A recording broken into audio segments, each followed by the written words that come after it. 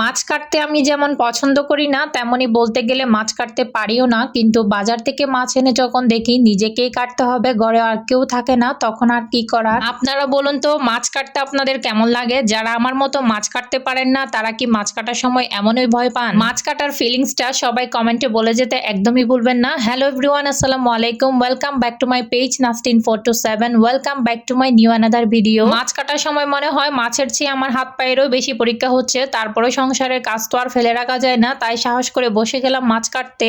আজকে ফ্রিজে একদমই কিছু ছিল না, তাই হাজবেন্ডকে অফিস থেকে আসার আগেই বলেছিলাম আজকে মাছ আনতে হবে, তাই অফিস থেকে তাড়াতাড়ি বের হয়েন মাছ আনার জন্য। উনি অফিস থেকে তাড়াতাড়ি বের হয়ে গেলেন। বের হয়ে মাছের বাজারে গিয়ে ফোন দেয় কি মাছ কিনবো, তো বলেছিলাম পাবদা মাছ আনার জন্য আর মাংস আনার জন্য, তাই পাবদা মাছ আর মুরগির মাংস নিয়ে এসেছে। মুরগির মাংসটা কেটে এনেছে। যেহেতু এই পাবদা মাছ ছোট মাছটা কেটে আনা যায় না, তাই এই মাছটা আমাকে কাটতে হবে, তাই কষ্ট করে যাতে আর মুরগির মাংসটা কাটতে না হয় সেজন্য ওটা কেটেই এনেছে। আমি জাস্ট ধুয়ে নিয়েছি। মাছ কাটতে কাটতে কোমর ব্যথা হয়ে গিয়েছিল এবং রাতে ঘুমানোর সময় অসহ্য যন্ত্রণা করেছিল। আমার কোমরে প্রচুর ব্যথা, অনেকক্ষণ বসে কোনো কাজ করতে পারি না। তারপরে এদিকে কিছু আদা ছিল, আদাগুলো একদম পচে যাচ্ছিল, তো ভাবলাম আজকে ব্লেন্ডার করে রেখে দিই। তাই আদা ছিলার জন্য আমার এই জাদুকরি মেশিনটাতে চলে এসেছি। মেশিনটাতে আদা দিয়ে প্রেস করে দেওয়ার 1 মিনিটের মধ্যেই আমার আদা ছোলা একদম শেষ। তারপর এখানে এসেছি দুপুরে রান্নাটা করার জন্য। রান্না করার জন্য তরকারি কেটে নিয়ে আমি মশলাপাতি সব নিয়ে নিয়েছিলাম। তারপর রান্নাটা বসিয়ে দিয়েছি চুলায়। তারপর এখানে মশলা কষে আসলে আমি পানি দিয়ে তরকারি ঢেকে দিয়ে আমি এখানে আদাগুলো পেস্ট করে নিয়েছি। তারপর এখানে কিছু তরকারি এনেছিল, সেগুলো একটা ভিডিও ক্লিপ নিলাম। মাছ পরিষ্কার তো কোনো রকম শেষ,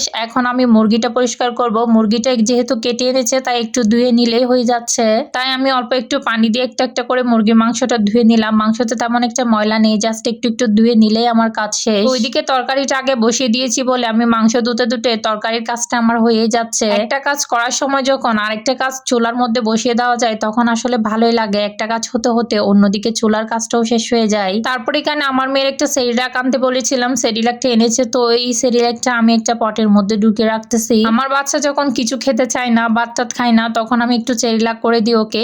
ভাত না খেলে এটা দিয়ে অন্তত তার ক্ষুধাটা অল্প হলেও মেটে, তাই সেরিলাকটা আমি সবসময় আনিয়ে রাখি, যখন লাগে তখন ওকে খাওয়াই। তারপর আমার মেশিনের কাজ শেষে আমি মেশিনটা একদম ধুয়ে মুছে পরিষ্কার করে তারপর আবার বক্স পরে রেখে দিয়েছি। তারপর মাছগুলো আমি এখানে রান্না করার জন্য এসেছি, যেহেতু মাছ একদমই নেই, তো মাছ যেখান থেকে কেটেছি সেখান থেকে অল্প আমি রান্নার জন্য নিয়ে নিয়েছি। খুব অল্প পরিমাণে মাছ রান্না করব, তাই মশলাটাও খুব অল্প পরিমাণে দিয়েছি। আর তাছাড়া পাবদা মাছের মধ্যে খুব একটা বেশি মশলাও খাওয়া যায় না। তো ওদিকে মশলা কষতে কষতে আমি মাছগুলো এখানে ধুয়ে নিয়েছি। তারপর এখানে আমি মশলা কষানোর মধ্যে দিয়ে দিব একটা একটা করে। মাছগুলো আমার প্রায় কষানো শেষ, আমার কাজ একদমই শেষ। আজকের মতো ভিডিও শেষ পর্যায়ে চলে এসেছি। যারা ভিডিওটা দেখেছেন অবশ্যই লাইক কমেন্ট করবেন এবং একটা ফলো দিতে একদমই ভুলবেন না। আগামীকাল নতুন আরো একটা ভিডিও নিয়ে হাজির হব। ততক্ষণ সবাই ভালো থাকবেন, সুস্থ থাকবেন। ভিডিওটা শেয়ার করে দিয়ে পাশে থাকবেন। Thanks for watching my video. আল্লাহ হাফেজ।